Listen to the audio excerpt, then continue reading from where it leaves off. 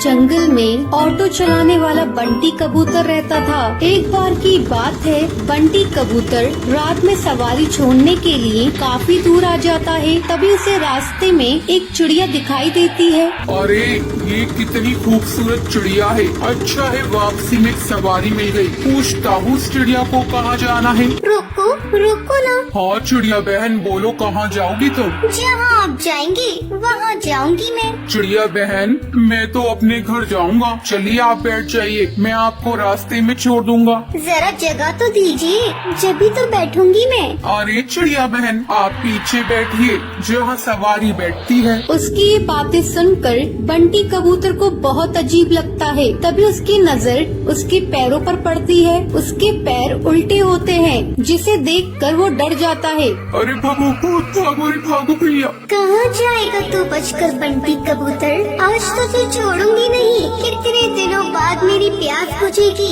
इस रास्ते पर कोई आता भी नहीं था, अब तू आया है मेरा शिकार।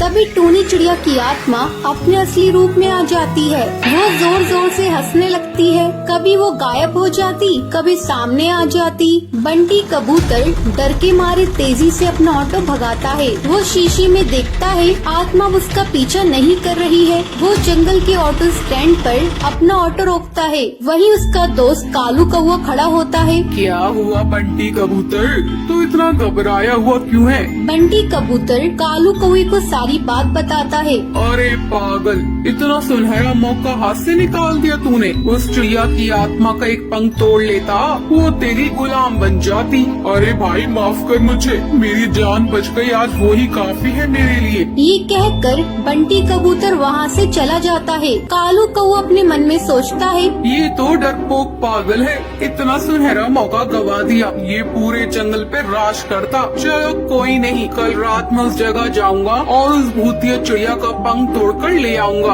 अगले दिन कालू कौवा अपना ऑटो लेकर उसी जंगल के रास्ते पर जाता है। वहाँ पर एक चिड़िया खड़ी होती है। रोको रोको ना, ऑटो रोको, मुझे जाना है।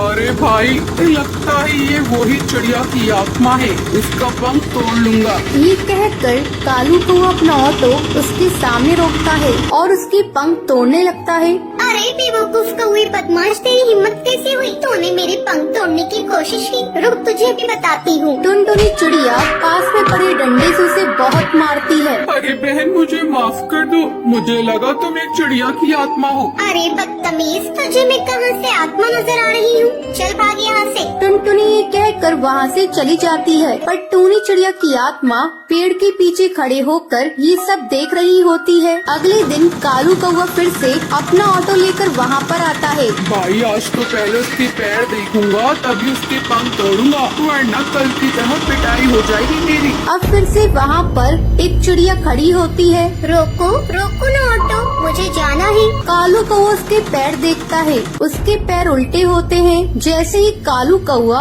उसके पंख तोड़ने वाला होता है, तभी टूनी चिड़िया की आत्मा अपने असली रूप में आ जाती है। डरावनी आवाज़ें सुनाई देती है।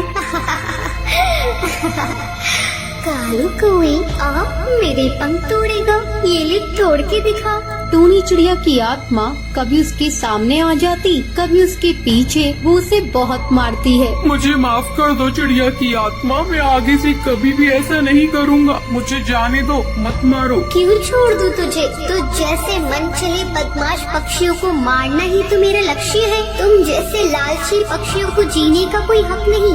तभी वहाँ पर बबलू कबूतर ऑटो में अपनी सवारी बिठाकर वहाँ से गुजर रहा होता है। अरे चिड़िया की आत्मा छोड़ दो उसे, मैं तुमसे विनती करता हूँ। नहीं, मैं इसे नहीं छोड़ सकती। तुम जानते हो, एक बार ऐसे ही मैं इस जंगल से ऑटो में जा रही थी। उस ऑटो वाले ने मेरा सामान लूट कर मुझे जान से मार दिया। जब से जो भी मुझे लालची पक्षी दिखाई देता है, मैं उसे जान से मार देती हूँ। तभी सुंदरी कौवी बोलती है, अरे टूनी चिड़िया तुम सही कह रही हो, तुम्हारे साथ गलत हुआ है, लेकिन तुम भी सही नहीं कर रही हो। ना जाने कितने पक्षियों को तुम मार रही हो। वो सब उसे बहुत समझाते हैं। वो कालू कौवे को छोड़ देती है। मुझे माफ कर दो, तुम सब सही कह रही हो। मैंने अपने इंतकाम पूरा करने के लिए ना जाने कितने पक्षियों के परिवार को तोड़ा है, पर अब नहीं। इस दुनिया में तुम जैसे नेक दिल पक्षी भी होते हैं। ये कहकर वो वहाँ से चली जाती है। टुनटुनी का पति बंटी एक कुली था। वो नदी पार से आने वाले पक्षियों के सामान को इधर से उधर करता था। एक दिन जब बंटी काम पर जा रहा था, तब टुनटुनी उससे कहती है, अजी, अपनी सेहत का भी ध्यान रखा करो। सभी किसी न किसी दिन छुट्टी लेते हैं, लेकिन तुम तो रविवार को भी काम करते हो। अरे पगली, अगर काम नहीं करूँगा तो घर कैसे चलेगा? तू तो माँ बनने वाली है, बच्चों का खर्चा बढ़ेगा। अगर काम नहीं करूँगा तो अपने बच्चों को अच्छी जिंदगी कैसे दूंगा? आपसे तो बात करना ही बेकार है। ये लीजिए पोटली, इसमें मैंने रोटी और चावल रख दिए हैं, समय से खा लीजिएगा।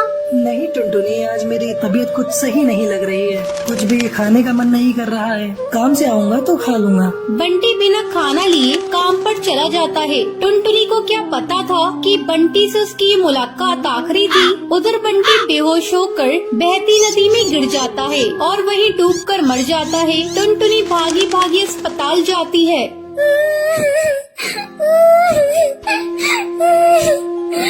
बंटी, ये क्या हो गया?